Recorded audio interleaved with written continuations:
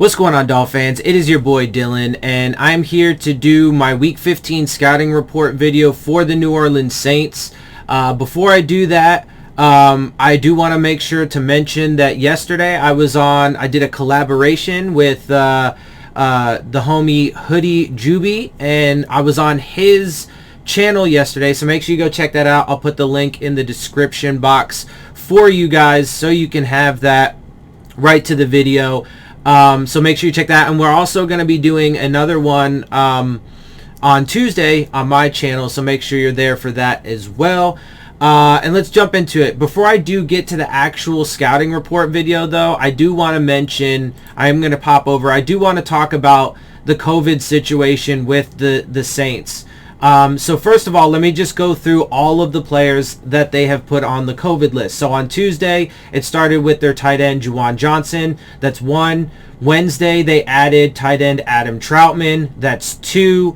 On Thursday, they added 9 players. We'll get to that in just a second. They added some coaches, Corey Robinson, Zach Strief, Sterling Moore, today, including also tackle Ryan Ramczyk. That's, let's see what, 1, 2, 3, linebacker Demario Davis, 4, running back Dwayne Washington, 5, and safety JT Gray, 6, and then obviously the 3 coaches as well. But let's also, I want to take a look at the list of players that they put on those 9 players, because it's 15 in total. So that's guard James Carpenter, linebacker Caden Ellis, safety Jeff Heath, quarterback Taysom Hill, defensive end Jalen Holmes, safety Malcolm Jenkins, tackle Jordan Mills, defensive tackle Christian Ringo, and quarterback Trevor Siemian. So the reason why I'm talking about this is because, one, they have 15 players that they've put on the list through Friday. Now, some of these players could end up coming back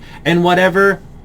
But the reason why I'm talking about it really is because, to me, it's getting to the point with their COVID list players or whatever that, especially too when you look at it, I mean, tons of several guys on their offensive line, their tight ends, their quarterbacks, now several guys on their defense that are important players.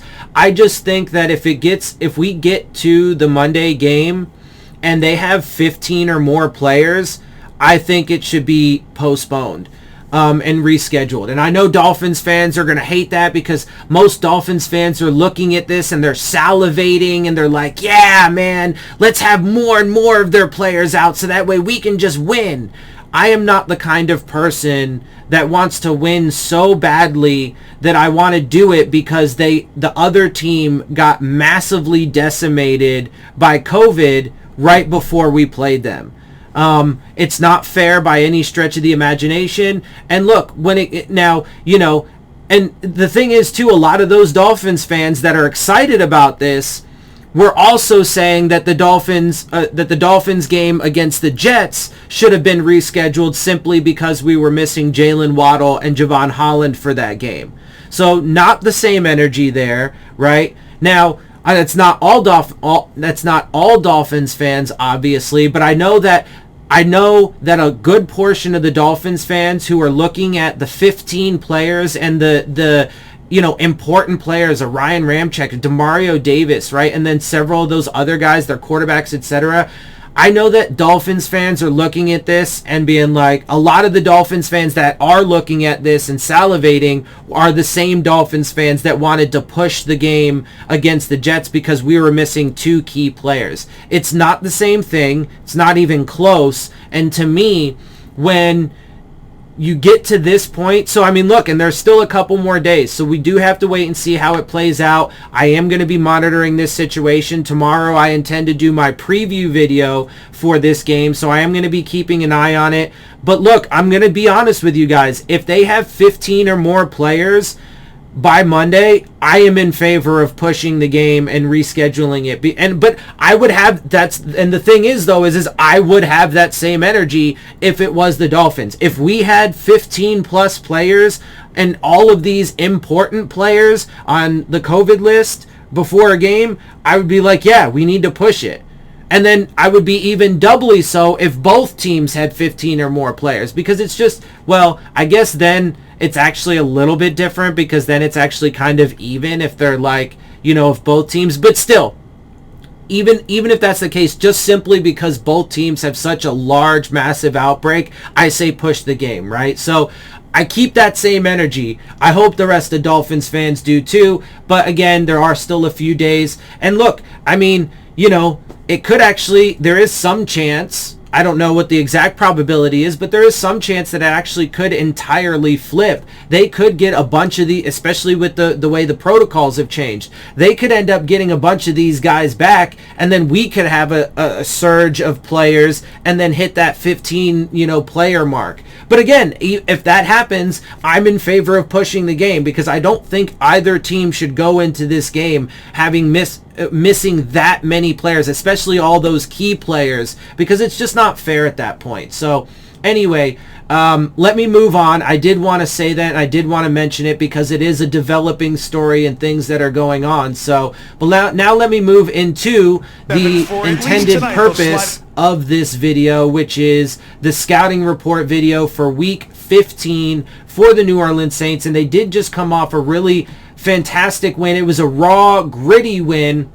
Obviously super defensive heavy. Their offense didn't do much. They only put up 9 points.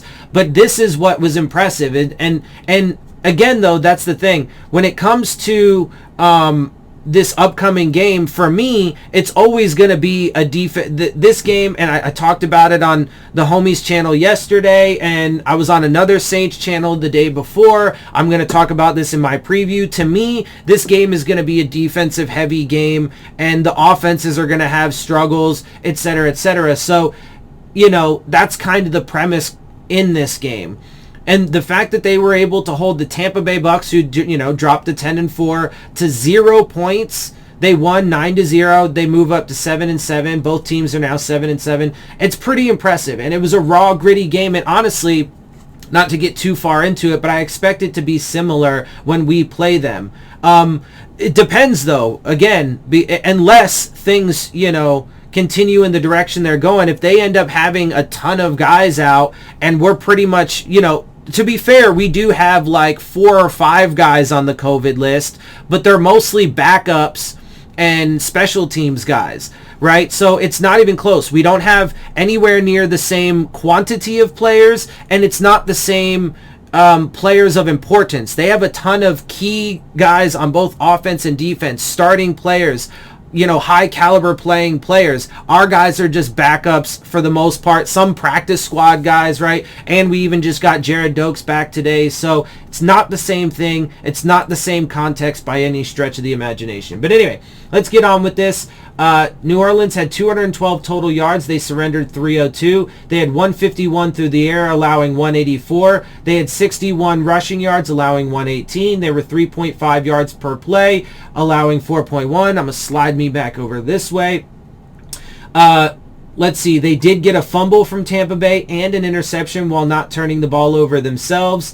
They did allow 2 sacks, but got 4 of their own. And obviously those are things that helped them to, have this kind of performance. They were only 18% on third down, allowing 31. They had the ball for 29-45, allowing 30-15. They had 6 penalties. The Bucks had 3. All right, now let's take another quick look here. So Tom Brady, they held Tom Brady to 26 of 48 for 214 and the interception with the no touchdowns. So again, very impressive. Ronald Jones had 8 carries for 63 yards and a 7.9. Leonard Fournette, 9 carries, 34 and a 3.8. Keyshawn Vaughn, 3 for 19 and 6.3. Side note, the Bucks did lose a bunch of players. I mean, they lost Godwin, Leonard Fournette, Mike Evans, I think, got hurt too in this game. So like most of their top playmakers got injured. So it sucks for the Bucks. And Chris Godwin tore his ACL too, so it's rough. But anyway, 6 of 7 for 49. He did lead the way. Tyler Johnson, 4 of 7 for 41. Leonard Fournette, 7 of 7 for 33. Rob Gronkowski, 2 of 11. 2 of 11. See, and that's for 29 yards. And that's one of the things too. Like Malcolm Jenkins, Malcolm Jenkins? Malcolm Jenkins for the Saints.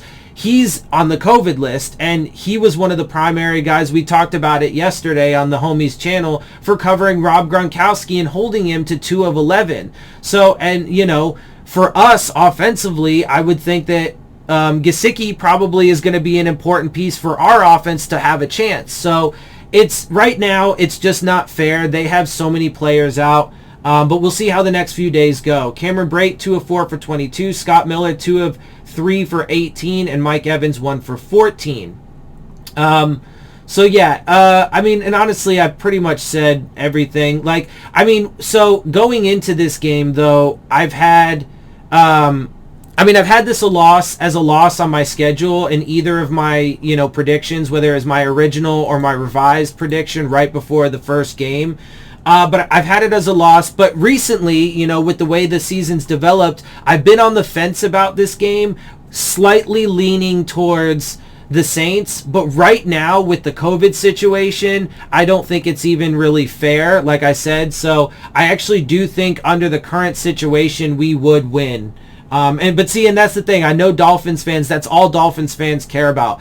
All they care about is winning and making it to the playoffs, and they don't care if it's fair competition. They don't care if, I care about it even from a human perspective. I think it sucks all these dudes, not just the Saints, but across the NFL are getting COVID. It sucks. Anyway, Taysom Hill was 13 of 27 for 154. He also had 11 rushes for 33 yards and a 3 average. Alvin Kamara had 11 for 18 and a 1.6. Mark Ingram 9 for 10 and a 1.1. Receiving, Marquez Callaway was 6 of 9 for 112. Traquan Smith 2 of 3 for 17. Kamara 2 of 6 for 13.